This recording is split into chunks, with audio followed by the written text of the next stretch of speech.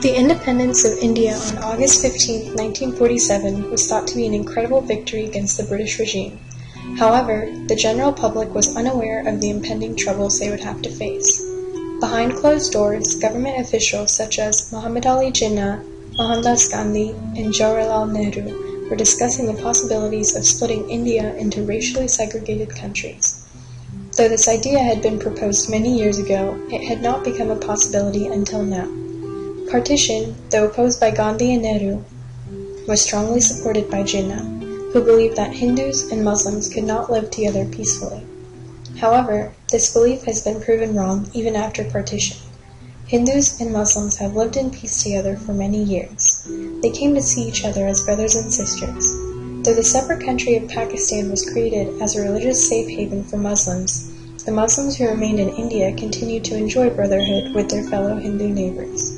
The partition of India was unnecessary for the previously united people of India because it caused an alarmingly large amount of bloodshed as the refugees traveled across India, created many troubles and arguments between religions, and was a decision made without taking into account the opinion of the public.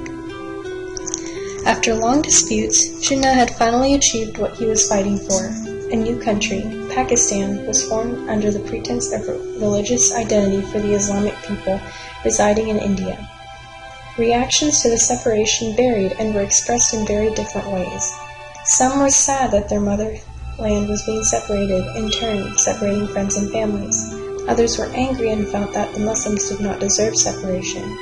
These mixed feelings of animosity are the root cause of the cruelest and bloodiest migrations and ethnic cleansings in history. Though this barrier had been created to supposedly quell the religious tensions, it inadvertently had a more devastating effect on other communities such as the Sikhs and Bengalis. The government's policy of unmixing forced many out of their homes and onto the streets to endure long and painful journeys to a refuge. Once Pakistan had been split from the mainland, another separation within the new country took place. Bangladesh was forced to separate as well. Furthermore, many Sikhs and Jains in the north were subject to brutal migrations to Hindu grounds. The ethnic separation that took place in the north was tainted with extreme violence. Once all the dust had settled, it had seemed as though the separation was more of a problem than a solution. Following the many years after the split, spontaneous acts of religious-based violence were not uncommon. Religious riots and terrorist attacks have been increasingly prominent. These attacks are often upon the innocent public and religious sanctuaries. For example, the recent terrorist attacks that took place in Bombay targeted local train passengers and guests of the Taj Hotel.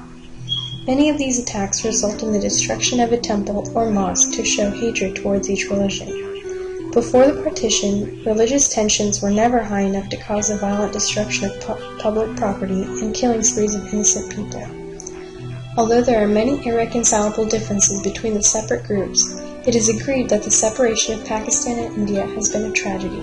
Hopefully, in the future, the land disputes will be settled through unity and a new era of brotherhood can commence.